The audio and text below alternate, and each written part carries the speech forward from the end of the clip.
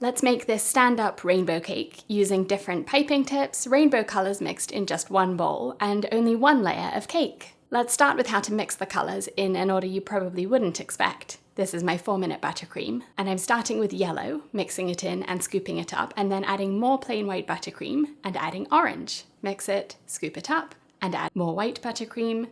Add pink or red next, mix it in, scoop it up, then more buttercream, and add purple next. Mix it in, scoop it up, more buttercream, and then blue. And for each colour, scrape around the bowl to mix in all of the previous colour into this colour. And this is the reason for this order. The colours naturally blend into each other. Finish with more plain white buttercream and add green. And now let's prep 6 piping bags. These are the tips I'll be using: a number 104 petal tip, a 2D closed star tip to make flowers, a number 32 open star tip, a Russian tip or flower nozzle, a 4B, which is another bigger open star tip, and a 1M. The easiest way to fill a piping bag is to drop it into a glass and fold the top of the bag over the rim of the glass and then spoon the buttercream in, so that when you unfold the bag and pull it out of the glass, the piping bag is clean on the outside and you don't get coloured buttercream all over your hands. Twist the top of the bag to keep it tight, and that way you only need a minimal amount of pressure to squeeze the buttercream out of the bag. I'm using an 8-inch cake layer, my perfect chocolate cake, drizzled with some simple syrup to keep it moist and then cut in half. And for the filling of the cake, I'm using the piping bags that I've already prepared, piping in the order of the colours of the rainbow, but as you can see, I'm using pink instead of red. This is good practice if there are any piping tips you haven't used before, and also just to get used to the consistency of your buttercream, so that when you use this on the outside of the cake later, you've already done a test run.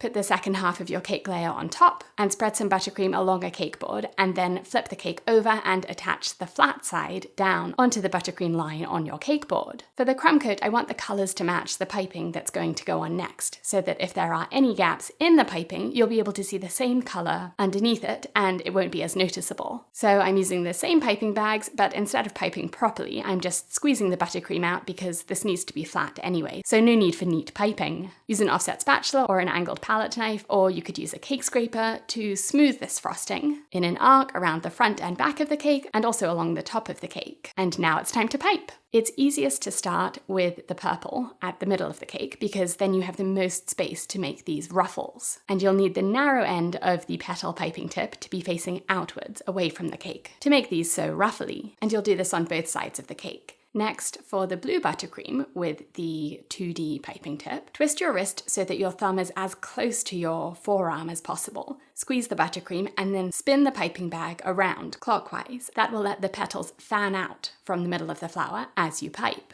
There might be some little gaps in between the flowers, and that's why the rainbow crumb coat is a good idea rather than using just plain white buttercream. This shell border, using green buttercream, is the easiest technique, I think. Squeeze the piping bag and hold still for a moment to let the buttercream pipe out, and then as you release your pressure on the bag, swipe down and away, and that will leave a little tail on the shell, which you'll cover up with the next piping. Russian tips take a while to get used to, which is why it was a good idea to practice. For the filling of the cake, you'll probably find that your first flower won't attach to the crumb coat because the buttercream at the end of the piping bag has dried out and crusted, so it's not sticky anymore. So squeeze a little bit of the yellow buttercream out into a bowl and then pipe onto the cake. And this sticky buttercream will attach to the crumb coat. For the orange buttercream, I'm using the 4B tip, which is the larger version of the number 32 tip I used for the green buttercream, for the same shell border. And when you're choosing your piping tips, if you want variety without needing to use lots of different techniques, then using the same piping tip of a different size is a good way to make each colour piping look different. You'll need the most of your pink or red buttercream because this is going to be not only the top of the side of the rainbow, but also the entire top surface of the cake. You'll notice this is the same shell border technique, but with a 1M piping tip instead of an open star tip. A 1M piping tip is just the regular star-shaped tip that you usually use when you pipe swirls onto the top of a cupcake. And this is another easy way to add variety to your cake. I'm using the same technique as I did for the open star piping tips, but by using a different shaped tip, this star shape with really long prongs, it's creating a very different texture and adding lots of variety to the cake.